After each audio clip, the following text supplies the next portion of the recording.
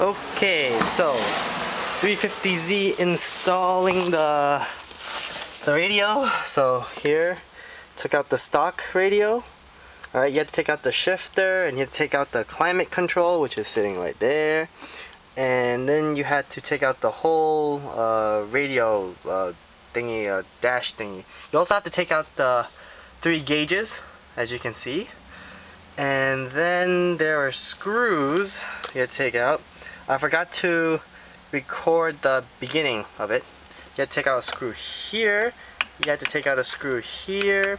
You have to take out the 4 screws from the climate control over here. And one over here. One over here. What's that shit in?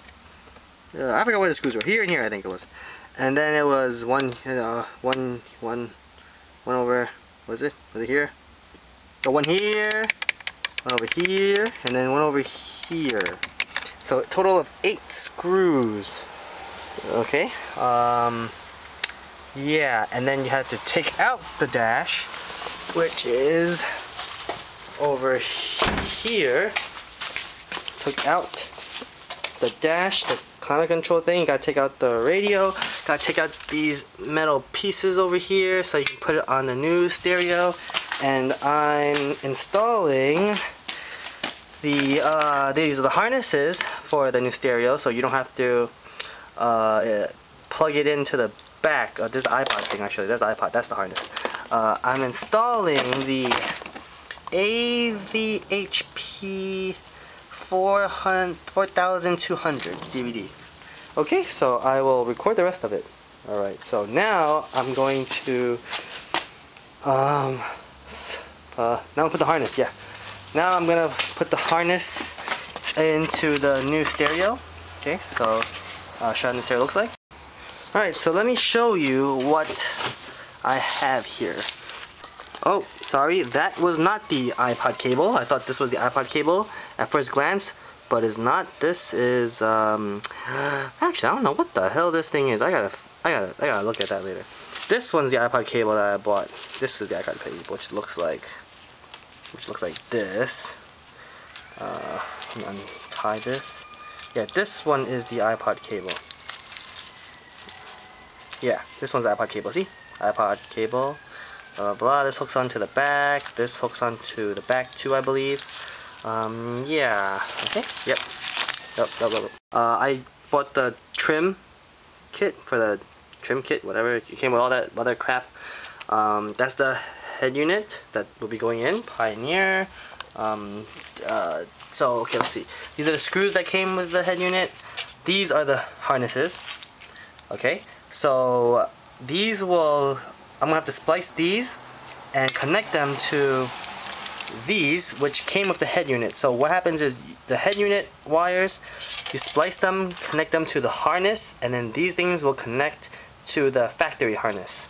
Okay, you put these metal things on the side so it holds it in, and this thing is the bypass thing that I bought from eBay for a few bucks, and this lets me watch DVDs while I drive. There are ways to do it without this thing. You can do it yourself. You get like 3 wires and you like connect it to a relay, which is what this thing is, connect to the relay, blah blah blah, and then you can watch TVs while you drive, which is what I'm gonna do. No, I'm just kidding, I'm not gonna do that. But yeah, you can. So that's why I got that. You know, I was kind of lazy. I didn't feel like buying a relay and then buying 3 wires and, you know, doing that bypass, so I just bought this little thingy, which connects to the e-brake line, I think. I have to look at that in a little bit. Yeah, so this is pretty straightforward. You know, you connect all the colors together with the colors, blah blah blah. I will, yeah, okay. And here is the other toy that's going in. My rear view camera. You see this? You see this? See this? Damn! See this shit? Damn! Motherfucker big, yo, damn! But it's Pioneer, yo, so that shit. I got a cheap Pioneer. I can't see it, whatever. Pioneer, what is that, I don't know. But basically this thing, this part connects to this, and then this part connects to the back of the head unit. This one, splice this into the power and ground, and we should be good. Yeah, let's go test it out later. let's go test the camera out later. It's kind of bulky though, but should be okay. Test it out later. Okay, so everything is connected. You just pretty much match up all the colors, as you can see. Match up all the colors. See, I have a crimp set, so I just crimped them all. And alright, the reason for the harness is my old car, what you had to do was you had to cut the old factory harness and then splice it with your new harnesses. Okay, with the new harnesses behind the head unit. Alright, but then if you buy the harness for the car, you can connect. What you do is you connect the factory wires with the harness wires. You see, this connects to the car, right? So you just connect it like that. If you didn't have the harness, you would have to cut this end off, and then manually connect the wires from the head unit to the car over here. Alright, but again, the harness lets you connect the wires to the head unit and then connect the harness to the car, so you don't have to cut the old harness wires. Okay, so yeah, all you do is follow all the colors.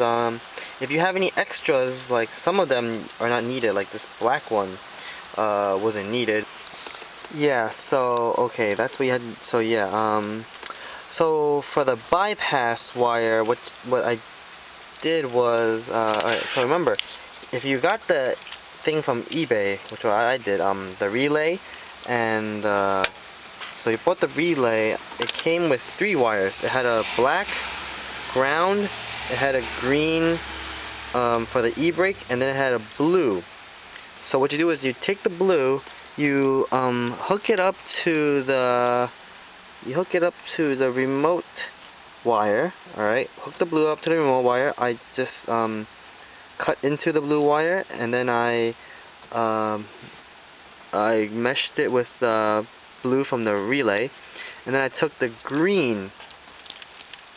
The green e-brake wire came with this little thingy-majiggy that clamps on. So I just took that and clamped it to the green relay wire. So okay, so again, the blue wire connects to the remote. The green looks like this. You connect that to the green for the relay, and the black I connected to the ground for the head unit. And here's the relay. I'm gonna zip tie everything together, and you just put a black wire, wrap the ends of the black wire for the wires that you're not using, and everything should be working fine. I turned it on to test it out before, and everything works fine. So yes, good luck.